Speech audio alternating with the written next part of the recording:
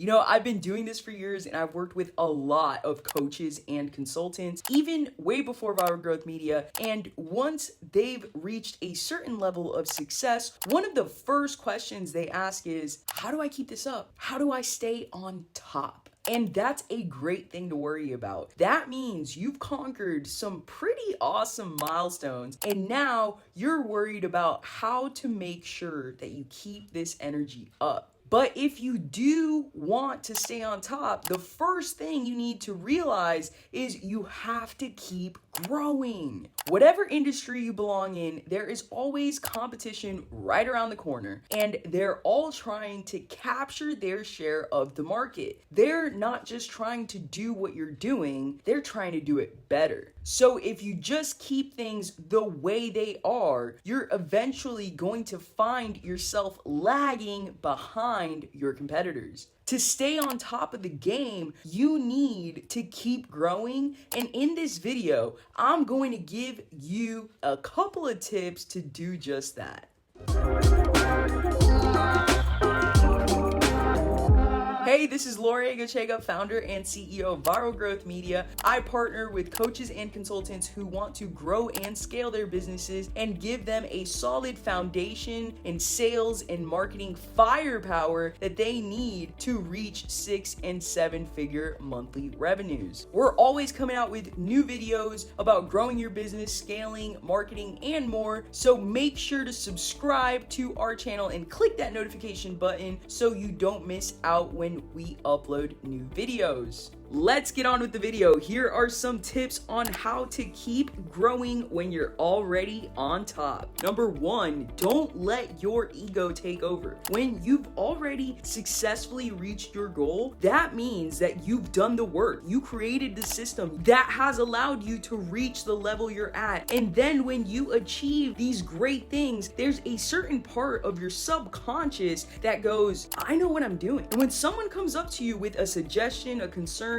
or even a really great idea, and the first thing you need to do if you want to keep growing in your business and even as a person is to shift away from that mindset. It's okay, and actually you should have belief in your skills, your experience, your talent, and yourself, but if that belief starts feeding into your ego, it can turn into a barrier that prevents you from growing. So you have to be hyper aware of how you react to criticism, change, and new ideas. Number 2, reverse your vision board. When we're in the process of growing our businesses, we usually put down our goals where we see ourselves in a year or two, basically our vision of what state we want to be in. And when you get to a certain point in your growth journey, you want to start looking at where you don't want to be. You're basically reversing the vision board, defining the opposite of what is success for you. It'll serve as a guideline of the things you don't want to do and actions you don't want to take in order to end up in that state. Constant growth is not just about knowing where you want to go, but also where you don't want to be. And we're not talking about just sales and revenue, but the values you hold, the way you treat your team members and customers, or how you impact your community. Are you okay with being a business that continues to scale up at the expense of treating its employees better? Do you want to forego any sort of social responsibility? Are you prioritizing profit over quality? Pay attention to those things that you don't want in your business. Define them and take steps to ensure that you don't fall down that path.